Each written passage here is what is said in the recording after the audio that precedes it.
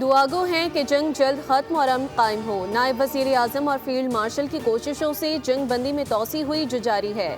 پاکستان نے امن کے لیے بھرپور کاوشیں کی۔ 11 اپریل کو مذاکرات کا سیشن 21 گھنٹے تک چلا۔ وزیر اعظم شہباز شریف کا کابینہ اجلاس سے خطاب، کہا خطے میں امن کے قیام کے لیے صدقے دل سے کوششیں کی۔ امن عمل میں وزیر داخلہ محسن نقوی کی کوششیں بھی قابل ستائش ہیں۔ ایرانی وزیر خارجہ نے کہا کہ اپنی قیادت سے تفصیلی مشاورت کے بعد جواب دیں گے۔ وزیر اعظم نے کہا عالمی منڈی میں بڑھتی قیمتوں کی وجہ سے غیر معمولی صورتحال ہے، اجتماعی کاوشوں سے صورتحال سے نمٹنے کے لیے اقدامات کیے ہیں۔ کابینہ اجلاس میں ملکی مجموعی امن و امان اور معاشی صورتحال کا جائزہ لیا گیا۔ اقتصادی رابطہ کمیٹی کے حالیہ اجلاس کے فیصلوں کی توثیق کی گئی۔ اجلاس میں وفاقی حکومت نے صوبوں سے سبسڈی کی ادائیگی جاری رکھنے کا مطالبہ کیا۔ کہا حالات بہتر ہونے تک صوبے موٹر سائیکل، رکشوں، پبلک اور گڈز ٹرانسپورٹ کو سبسڈی جاری رکھیں۔ وزیر اعظم نے خصوصی کمیٹی کو صوبوں سے رابطے کی ہدایت کر دی۔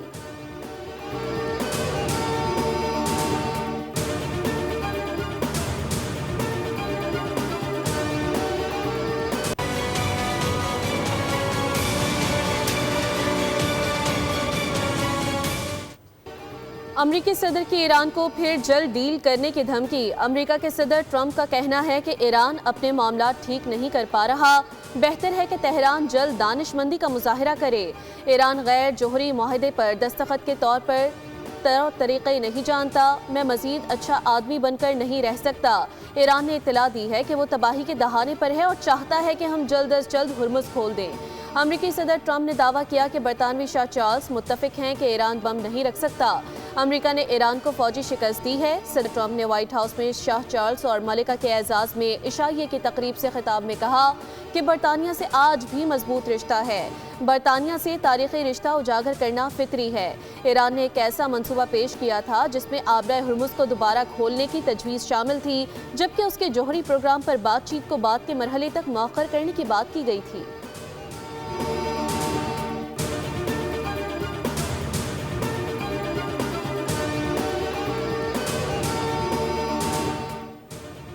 امریکی صدر ڈونلڈ ٹرمپ کی ایران کے خلاف طویل المدتی بحری ناکہ بندی کی ہدایت، کہا کہ ایران کی معیشت اور تیل کی برآمدات پر دباؤ جاری رکھا جائے اور بندرگاہوں سے آنے جانے والی شپنگ کو روکا جائے۔ ترجمان امریکی سینٹ کام کے مطابق ناکہ بندی سے ایران کی سمندری تجارت متاثر ہوئی ہے اور چابہار بندرگاہ پر جہازوں کی تعداد بڑھ گئی ہے۔ چابہار میں اس وقت 20 سے زائد تجارتی جہاز پھنس کر رہ گئے۔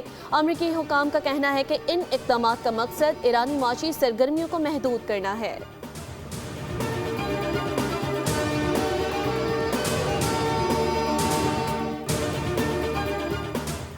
ایران نے UN سیکریٹری جنرل کو خط میں امریکی ناکہ بندی کی مذمت کرتے ہوئے ایرانی جہازوں کو روکنا اور اثاثے ضبط کرنا سمندری قزاقی قرار دے دیا۔ ایرانی مندوب نے مطالبہ کیا کہ اقوام متحدہ امریکہ سے تحویل میں لیے گئے جہاز چھوڑنے کا حکم دے۔ امریکی اقدام کی علاقائی اور عالمی سیکیورٹی پر سنگین اثرات مرتب ہو سکتے ہیں۔ واشنگٹن کو ان اقدامات کے نتائج کی مکمل ذمہ داری اٹھانی ہوگی۔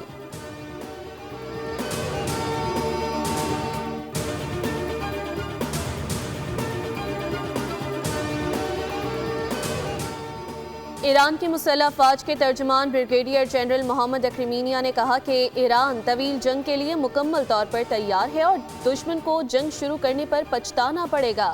ترجمان نے کہا کہ جنگ بندی کے باوجود امریکہ اور دشمنوں پر عدم اعتماد کے باعث جنگی تیاری جاری رکھی گئی اور نئے اہداف طے کر لیے گئے ہیں۔ اصفہان میں دشمن کی دراندازی کے دوران ایرانی زمینی افواج نے فوری کارروائی کرتے ہوئے امریکی طیاروں کو نشانہ بنایا، جس سے دشمن کی کارروائی ناکام ہو گئی۔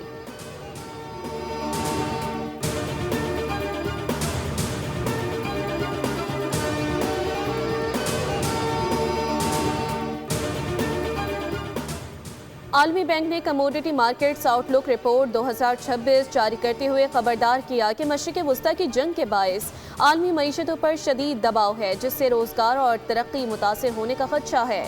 رپورٹ کے مطابق تیل کی قیمتیں 2022 کے بعد بلند ترین سطح تک جا سکتی ہیں۔ اگر جنگ طویل ہوئی تو قیمت $115 فی بیرل تک پہنچ سکتی ہے۔ توانائی کی قیمتوں میں 16 سے 24% اضافے کا امکان ہے، جس سے عالمی سطح پر مہنگائی اور شرح سود میں اضافہ ہوگا اور ترقی پذیر ممالک سب سے زیادہ متاثر ہوں گے۔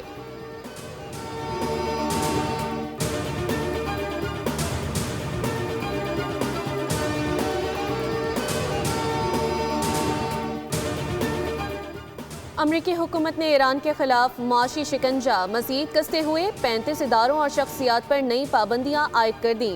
امریکی محکمہ خزانہ کے مطابق ان پر الزام ہے کہ وہ ایران کے بینکنگ شعبے کی مدد کر رہے ہیں اور اربوں ڈالر مالیت کے ایرانی تیل کی ترسیل میں کلیدی کردار ادا کر رہے ہیں۔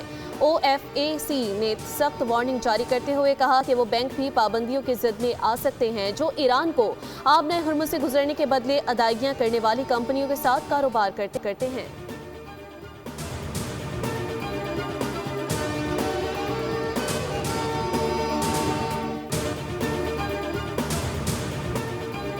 پاک افغان سرحد پر افغان طالبان اور فتنہ الخوارج کی بلا اشتعال جارحیت، پاک فوج کا بھرپور جواب۔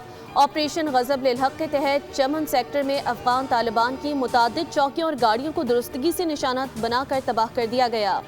سیکیورٹی ذرائع کے مطابق پاک فوج کی مؤثر کارروائیوں نے دشمن کو پسپائی پر مجبور کر دیا۔ دفاع وطن کے لیے سیکیورٹی فورسز کا غیر متزلزل عزم علاقائی سالمیت کو یقینی بنا رہا ہے۔ آپریشن غضب للحق تمام مقررہ اہداف کے حصول تک جاری رہے گا۔ مشرق وسطی میں عدم استحکام کی بنیادی وجہ مسئلہ فلسطین ہے۔ اقوام متحدہ میں پاکستان مندوب عاصم افتخار نے کہا کہ اسرائیلی قبضے کا خاتمہ اور دو ریاستی حل ہی خطے میں پائیدار امن کا واحد راستہ ہے۔ غزہ میں جنگ بندی کے باوجود اسرائیلی حملوں میں 800 سے زائد فلسطینی شہید ہو چکے۔ عاصم افتخار نے مسجد اقصیٰ میں دراندازیوں اور مقدس مقامات کی پامالی فوری بند کرنے کا مطالبہ کیا اور لبنان میں اسرائیلی کارروائیوں سے 2000 سے زائد شہریوں کے ہلاک و زخمی ہونے پر تشویش ظاہر کی۔ پاکستان فلسطینی عوام اور ان کی جائز جدوجہد کے ساتھ غیر متزلزل یکجہتی کا اعادہ کرتا ہے۔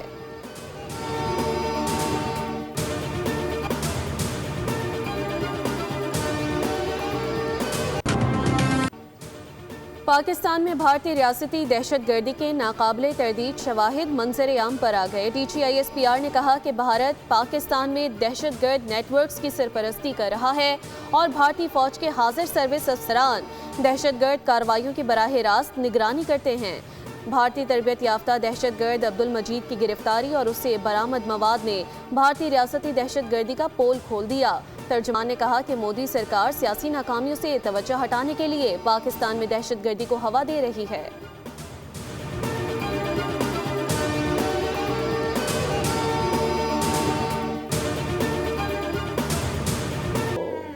گیا ہے اور 10 تاریخ کو صبح میری اس سے بات ہوئی ہے۔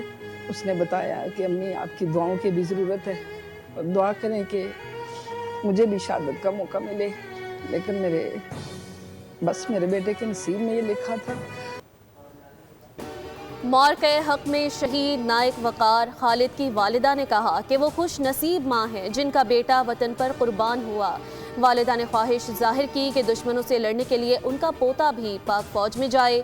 انہوں نے مزید کہا کہ جب تک وقار خالد جیسے بیٹے ہیں دشمن پاک دھرتی کا کچھ نہیں بگاڑ سکتا۔